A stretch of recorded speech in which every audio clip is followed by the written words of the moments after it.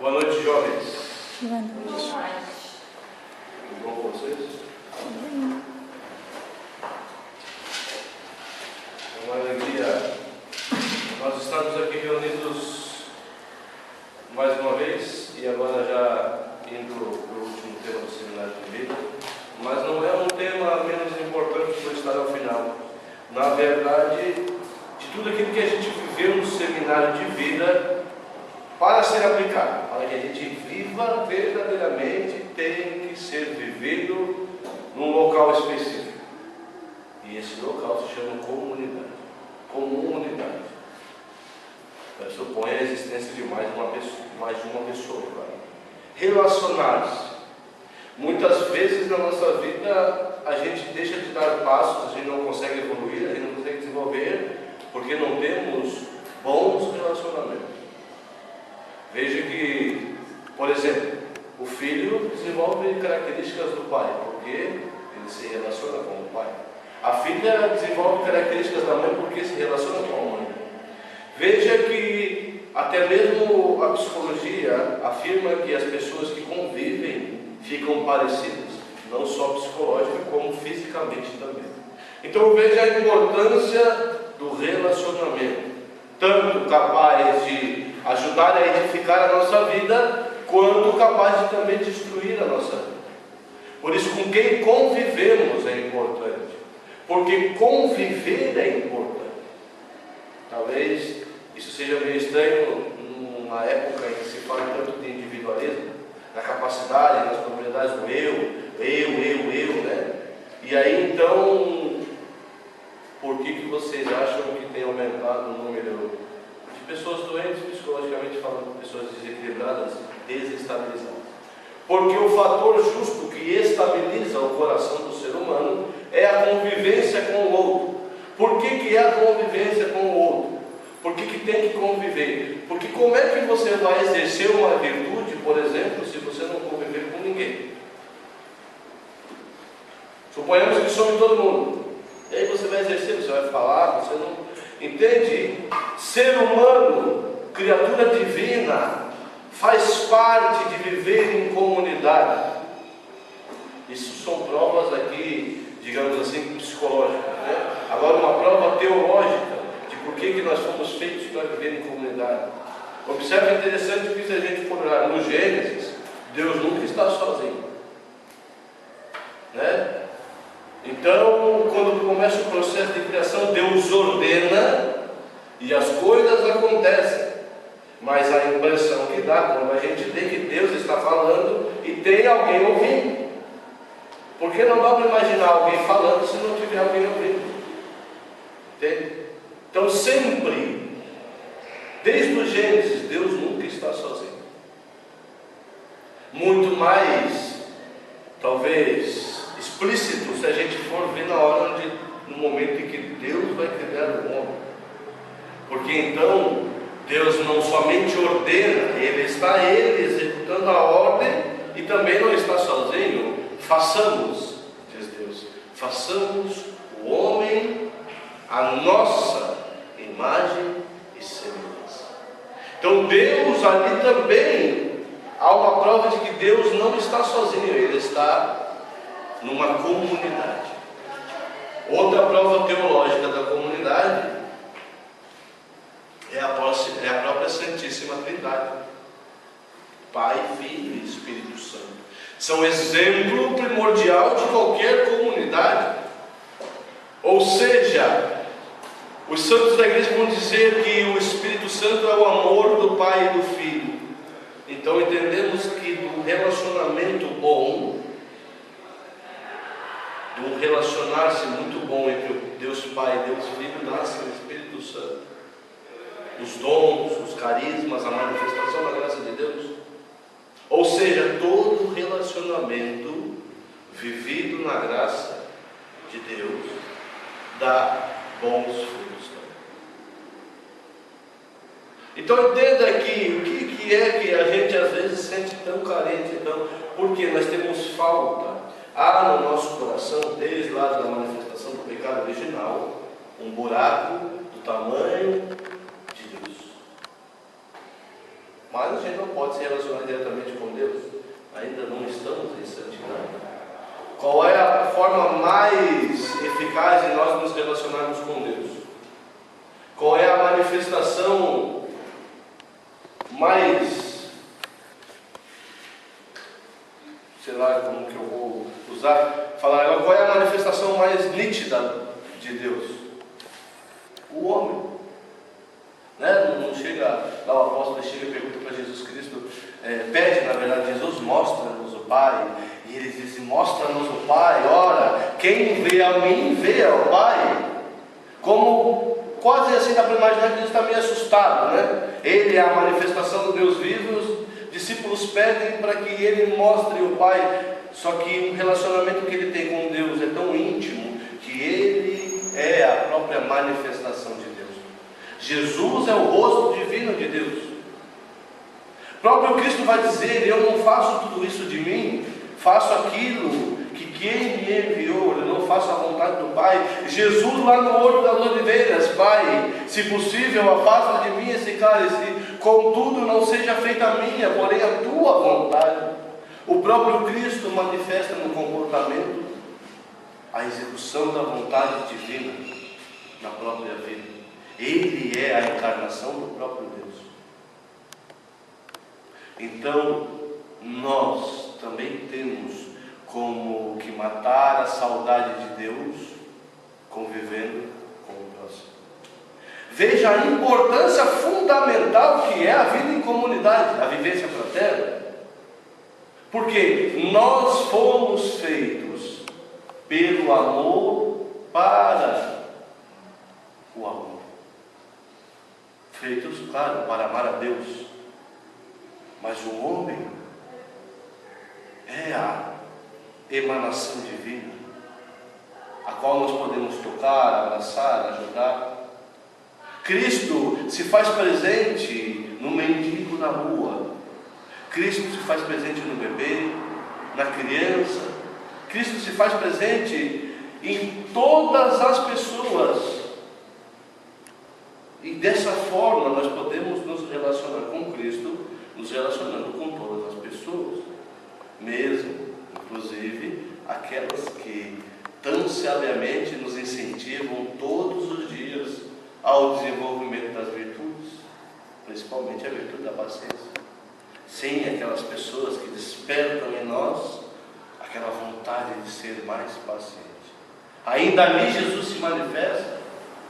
Ele se manifesta como que em todas as dimensões do sentimento humano. Jesus é um mendigo necessitado, então Jesus aparece diante de você necessitado para incentivar em você a virtude da caridade, porque ao olhar para aquele mendigo e você ver Jesus ali, é impossível que você vai ter coragem de deixar Jesus passando fome. Jesus também se manifesta naquelas pessoas que nos são agradáveis, no abraço do pai, da mãe, do irmão, do namorado, do esposo, da esposa. Ali Jesus se apresenta terno, querido, amável. Mas Jesus também se apresenta naquelas pessoas que vão nos corrigir. Ali Jesus se apresenta preocupado, como que cuidando de nós. Entende? Só que ele se manifesta através da ação humana. Ou, se a gente for pensar na verdade, Deus sempre se manifestou através da ação humana. Deus se manifestou através, se a gente for ler o Gênesis, Adão e Eva, criação própria divina. Depois nós temos ali Noé, nós temos Moisés. Moisés é uma das figuras mais fortes do Velho Testamento. Ele subia um monte e conversava diretamente com Deus. Deus falava com o povo? Não, Moisés é quem falava com o povo. Ou seja, Deus usou de um homem para se relacionar com o povo. E aí foram vindo os profetas, os juízes, os profetas, os reis, até que veio o próprio Cristo. Cristo é Deus que se faz homem para se relacionar conosco. Veja a necessidade que Deus tem de se relacionar. Fomos criados para nos relacionar, de forma que se não houver uma comunidade, não houver um local onde eu possa me relacionar, eu perco a essência daquilo que é ser humano. Por isso que as pessoas, quanto mais trancadas, mais isoladas, mais doentes. Porque a parte da nossa essência é justamente conviver com todo tipo de pessoa, amar. Essa é a nossa missão. Mas como amar se não tiver quem amar? E amando as pessoas, amamos o próprio Deus, o próprio Cristo, sendo que Ele mesmo nos disse: tudo isso que fizerdes a um dos meus pequeninos, é a mim que estás fazendo. O próprio Cristo se coloca nos corações humildes. O próprio Cristo vai morar nos corações humildes. E para refletir ainda um pouco mais a eficácia de uma comunidade, eu quero que vocês abram na Bíblia o livro de Atos dos Apóstolos, capítulo 2, versículo 42 ao 47.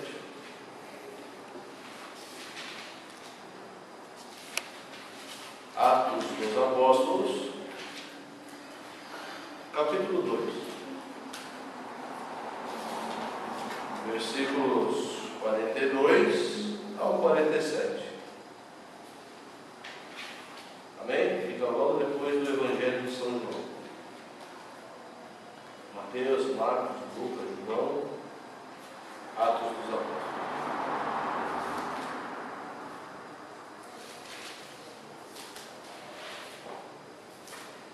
Amém? Capítulo 2, versículos 42 ao 47. Diz assim: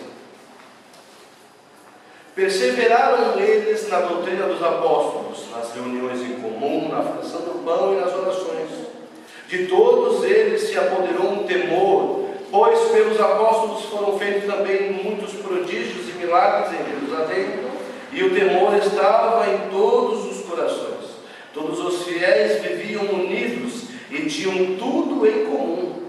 Vendiam suas propriedades e seus bens e dividiam-os por todos, segundo a necessidade de cada um. Unidos de coração, frequentavam todos os dias o templo, partiam o pão nas casas e tomavam a comida com alegria e singeleza de coração, louvando a Deus e cativando a simpatia de todo o povo.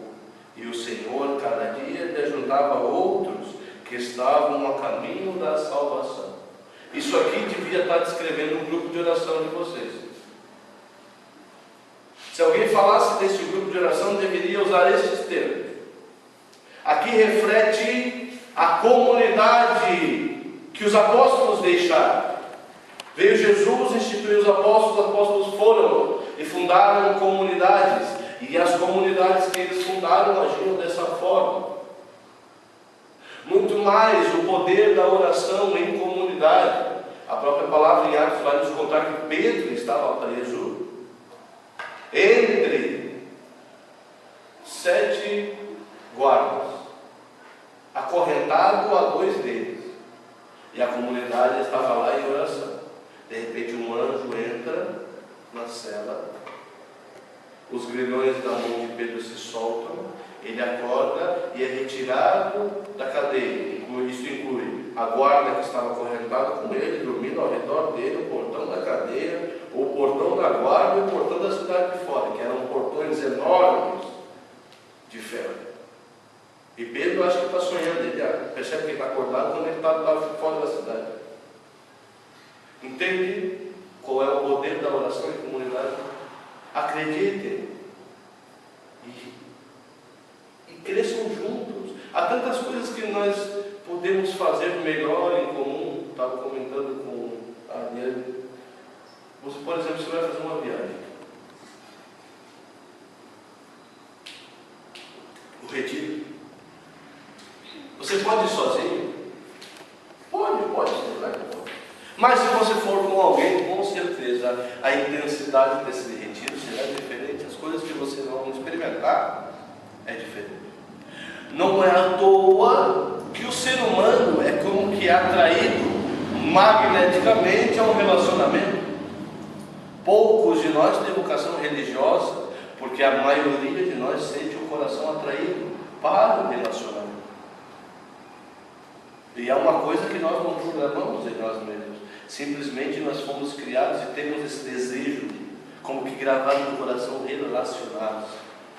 Um bom amigo que falta falar, né? Um só, que a gente possa conversar, que a gente possa contar as nossas diferenças, que a gente possa ter quem nos suporte, porque a vida em comunidade é assim.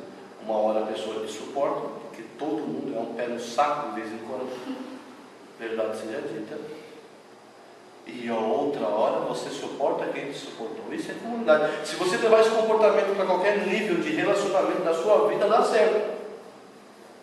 Uma hora você está bem, você ajuda a pessoa, outra hora a pessoa, você vai estar mal, a pessoa te ajuda, e assim se constrói um relacionamento. Porque se você estiver sozinho, quando você estiver mal, você está lascado. Imagina que a vida vai desenvolvendo, e cada vez que você fica mal e sozinho, você para. Quem tem um amigo, quem tem uma comunidade, quem se relaciona, pode não avançar na mesma velocidade quando estação, pode, mas sempre vai avançar. Porque os bons amigos, a boa comunidade é aquela que te põe debaixo dos braços e te carrega quando você não consegue caminhar. Então veja que só se sente fraco quem não está ligado, quem não tem relacionamento, quem não tem uma comunidade. E olha só, vocês estão no lugar perfeito, porque justamente essa é a proposta do grupo de oração. Ser além de um momento, ser além de 1h30 todo sábado, uma comunidade de vida, onde a gente possa se relacionar, onde a gente possa trazer as nossas dificuldades, e aqui a gente deixa elas, ou aqui a gente trabalha elas, ou quem sabe recebemos um conselho, uma moção, uma cura interior, não sei. Ou simplesmente podemos vir e nos irmãs, as pessoas mataram um pouco da nossa saudade de Deus. Simplesmente convivendo, porque amigo também não é só para suportar, amigo também não é só para quando está tudo lascado, é bom também nas horas boas. Como é bom você poder conquistar algo na sua vida, independente se a meta é material, se a meta é profissional, enfim, de qualquer âmbito da sua vida, e você for compartilhar com alguém, e essa pessoa se alegra por você. Que não há inveja, que não há a descrença. Ou você vai apresentar um plano de vida, eu quero mudar, quero ter um plano de santidade, quero ter minha vida assim, você apresenta essa ideia para outra pessoa e ela vai simplesmente achar que é impossível. Não, porque o amigo, porque a comunidade também acredita em você. Serve para nos dar essa energia que vai nos motivar a agir. O reconhecimento, no final das contas, é aquilo que alimenta a nossa vontade. Básico. Ou porque se as pessoas não vissem umas às outras, não reconhecessem umas às outras, não haveria identidade. Uma identidade significa um padrão. Ter uma identidade significa que você é o único, que não há ninguém igual a você, mas se as pessoas não reparassem, se as pessoas não fizessem juízo e não demonstrassem esse juízo para você, você não seria ninguém. Você não sabe quem você é, alguém pelo teu próprio juízo. Você descobre o teu nome por causa do quê? Teu papai, a mamãe ficará o tempo todo te chamando pelo nome. Aí você descobre o seu nome. Veja que a sua identidade, ela é evidenciada justamente pelo relacionamento das pessoas que você tem. Me diga com quem andas, eu te direi quem és. Olha a influência, entende? Ser quem eu sou também depende dos relacionamentos que eu tive. Prova disso é quantas sequelas podem deixar uma má educação, ou seja, um mau relacionamento de pai e filho. Por isso, o que se entende aqui é fundamental. Primeiro, relacione-se, saia, tenha amigos, amigas, viva numa comunidade. Segundo, escolha a comunidade que você vai fazer parte.